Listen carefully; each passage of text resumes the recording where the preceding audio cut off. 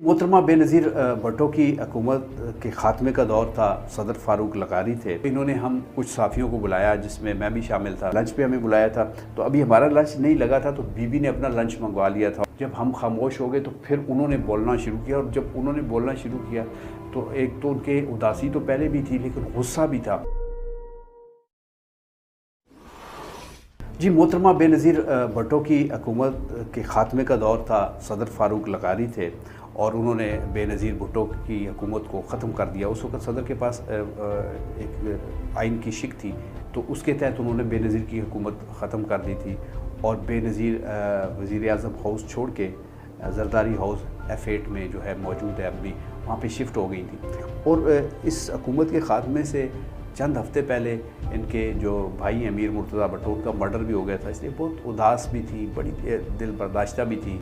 और कुछ दिन जब ये वहाँ पे F8 में जाके सेट हुई, वहाँ पे रही, तो इन्होंने हम कुछ साफ़ियों को बुलाया जिसमें मैं भी शामिल था। हम 4 जर्नलिस्ट थे।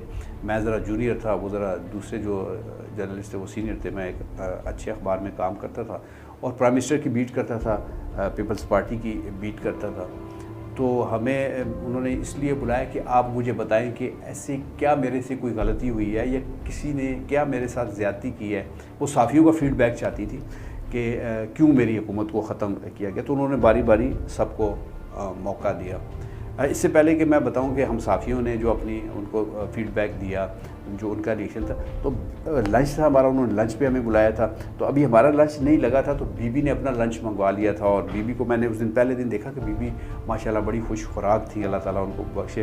उनके सामने उबले हुए चावल थे और भी 2-3 डिशेस थी और काफ़ी मिकदार में उन्होंने वो चावल खाए और खूब जी भर के उन्होंने खाना खाया। और उनकी एक और भी उनका तरीक़ाकार था कि जब वो बैठा करती थी तो फ़ोटोग्राफ़र उनकी जब तस्वीर बनाया करते थे, वो बाकायदा दुपट्टा लिया होता था और उसे कहती थी, उस वक़्त वो आराम से बैठी होती थी या बात कर रही होती थी, तो उसको इजाज़त होती थी फ़ोटोग्राफ़र को वो उनकी तस्वीर ले ले।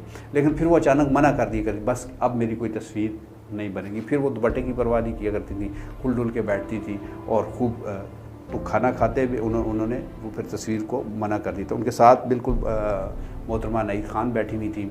अल्लाह बख्शे हाजी नवाज़ खोखर थे जो मुस्लिम लीग नून की तरफ से डिप्टी स्पीकर भी रहे थे, लेकिन बाद में आके वो पीपल्स पार्टी में शामिल हो गए थे। और उस वक्त वो पीपल्स पार्टी के मरकज़ी इंफॉर्मेशन सेक्रेटरी थे। सेनेटर इकबाल हैदर भी थे, 2-4 और भी इनके फ़रतुल्लाह बाबर थे, इनके सफ़े अवल के जो वहाँ पे MNA या सेनेटर या लीडर्स थे, वो भी वहाँ पे मौजूद थे। और हमने उनको बीबी को बताया कि बीबी आपसे ये गलती हुई है, आपने सदर किसको बनाना चाहिए था, सदर गलत बनाया है, या और जो हमारे जहन में जो चीज़ें थी वो हमने उनको उनके गोश गुजार की और वो बड़े गौर से सुनती थी। जब हम खामोश हो गए तो फिर उन्होंने बोलना शुरू किया, और जब उन्होंने बोलना शुरू किया तो एक तो उनके उदासी तो पहले भी थी, लेकिन गुस्सा भी था। और गुस्से से ज़्यादा, उदासी से ज़्यादा मैंने महसूस किया कि वो मायूस थी, बहुत ज़्यादा मायूस थी। और उनका कहना था कि जो सदर फ़ारूक लगारी एक ऐसा हमारी पार्टी का मेंबर था, एक ऐसा कारकुन था जिस पे हम बहुत ज़्यादा यकीन करते थे, हमें बहुत ज़्यादा बिलीव था और हम वो काबिल भी था, और हम समझते थे कि इससे ज़्यादा कोई अच्छा बंदा हो नहीं सकता कि जिसको हम सदर बनाएं। तो हमने उसको सदर, जैसे उनका स्टाइल था कि हमने उनको सदर बनाए हैं, तो वो फिर उनको इक़्तिदार की हवस ने और कुर्सी की मोहब्बत ने हमारे ख़िलाफ़ एक्शन लेने पे मजबूर किया है। और उन्होंने बहुत सारी उनकी फिर और भी खामियां बयान की जो मैं इस वक्त नहीं चाहता कि मैं बयान करूं, लेकिन वो इस बात पे बहुत दिल बर्दाश्ता थी। और उनका ये भी कहना था कि इसके पीछे कुछ, मेरी हुकूमत के ख़ात्मे के पीछे कुछ और क़ुव्वतें भी हैं। और वो कहती कि अब मैं सियासत से बिल्कुल किनारा कशी इख्तियार करूँगी, मैं बाहर किसी मुल्क में चली जाऊँगी, मैं अपने बच्चों की तालीम के लिए बहुत फ़िक्रमंद हूँ। मैं चाहती हूँ कि ये तालीम हासिल करें, बिलावल, बख्तावर, आसफ़ा, और ये बड़े हों, इनका फ्यूचर अच्छा हो। तो मेरा भाई भी, मेरा वालिद भी इस दुनिया से चला गया, मेरा भाई भी, उसका भी मर्डर हो गया, एक इससे पहले भी मेरे भाई को इसी तरीके से पुरस्कार तरीके से उसको मार दिया गया। तो अब मेरे में सख्त नहीं है कि मैं इनका मज़ीद मुकाबला करूँ। और अपने लीडरों को उन्होंने बहुत सुनाई। उन्होंने कहा ये जो मेरे सारे लीडर हैं, जो मेरे सारे बहुत अपने आप को कहते हैं कि हम ये हैं, वो हैं, बहुत टॉप चीज़ें हैं, इनको सिर्फ शौक़ है कि ये मेरे साथ ट्रक पे खड़े और इनकी तस्वीरें बने, और बस ये काम करने के ना इनको शौक़ है, ना ये काम करना चाहते हैं। पार्टी के लिए इनकी कोई खिदमात नहीं है, सिवाय इसके कि ये पार्टी के नाम पे वोट लेते हैं और फिर इनको अपने कारखाने लगाने होते हैं, इनको अपने लोगों को मुलाजमतें देनी होती हैं, इनको और फ़वाइद हासिल करने होते हैं, इनको प्रोटोकॉल चाहिए होता है, इनको झंडे वाली गाड़ी चाहिए होती है, या फिर मेरे साथ खड़े होकर तो ये तस्वीर बनाना चाहते हैं। तो मैं इनसे भी बहुत मायूस हूँ। और कहती है कि जब भी मैं पार्टी में, कोई मेरे पास बंदा आता है कि मुझे अपनी पार्टी में शामिल करें, तो हम उसको पार्टी में शामिल करने की कोशिश करते हैं, तो ये एक शोर मचा देते हैं कि ये तो ज़िया की बाक़ियात है, बीबी ये बहुत ख़तरनाक है, ये तो इन्होंने तो ज़िया का साथ दिया। तो मैं उनको कहती हूँ कि भाई जब सारे ही ज़िया के साथ हैं तो फिर हमारी पार्टी में कौन आएगा? हमें पार्टी को तो एक्सपेंड करना है, पार्टी को बढ़ाना है, पार्टी को आगे जब तक नहीं बढ़ेगी, जब तक ये लोग शामिल नहीं होंगे। तो वो इस बात पे भी नालान थी कि ये लोग किसी और को बर्दाश्त नहीं करते, मेरी पार्टी के लोग बर्दाश्त नहीं करते। पैसा उनका ख्याल था, जो उन्होंने ढके छुपे अल्फाज में कहा कि ये पैसा कमाना जानते हैं लेकिन पार्टी के लिए पैसा खर्च करना नहीं जानते, जबकि दूसरी पार्टियां अपनी पार्टी के लिए पैसे खर्च भी करती हैं। उन्होंने अपने मरकज़ी सेक्रेटेरिएट का जिक्र किया, पीपल्स पार्टी का जो एम्बेसी रोड पे था, उन्होंने कहा कि हमारा पार्टी का जो सेक्रेटेरिएट है वो बहुत पुराना है और सबसे अच्छा है, लेकिन वहाँ जाके जब भी मैं गई हूँ तो मुझे बहुत मायूसी हुई है। इतना गंदा मंदा है, ना वहाँ पे बैठने के लिए अच्छी कुर्सियाँ हैं, ना वो कोई उसमें अच्छे दफ्तर का कोई निज़ाम है। तो ये अपनी पार्टी का सेक्रेटेरिएट नहीं बना सकते, तो उसमें कितना ख़र्चा आ जाएगा।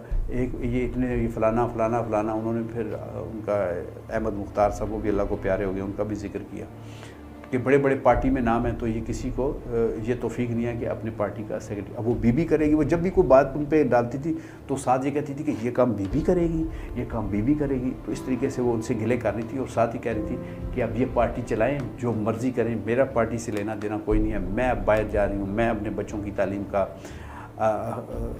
ख़्याल रखूँगी और बच्चों की तरबियत करूँगी, वो ये कहती थी। और फिर उन्होंने एक और बात भी की, उन्होंने कहा कि कुछ इस्टेब्लिशमेंट के ऐसे अफसरान भी हैं, फ़ौजी अफसरान भी हैं, जो मुझे इक़्तिदार में नहीं देखना चाहते, जो मुझे वज़ीर-ए-आज़म नहीं देखना चाहते, जो मुझे सियासत में नहीं देखना चाहते।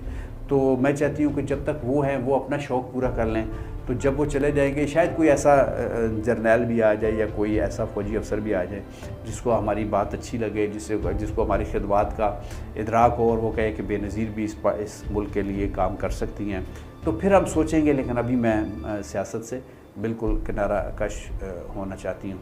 तो ये बेनज़ीर साहबा से एक हमारी मुलाकात थी। वैसे तो बहुत सारे ज़्यादा मुलाकातें हैं, लेकिन ये एक ऐसी मुलाकात थी जिसमें पहली मरतबा हमने ये महसूस किया कि बीबी बहुत ज़्यादा मायूस हैं और दिल बर्दाश्त हैं और अपनी पार्टी के लोगों से भी नालायक। और सदर फ़ारूक लगारी जो उनकी अपनी पार्टी के एक अहम रुकन थे और इन्हीं की कोशिशों से वो सदर बने थे, और उनके एक फ़ैसले ने कि उन्होंने एक आइन की शिक इस्तेमाल करते हुए इनकी हुकूमत ख़त्म कर दी थी, उससे बहुत दिल बर्दाश्त थी।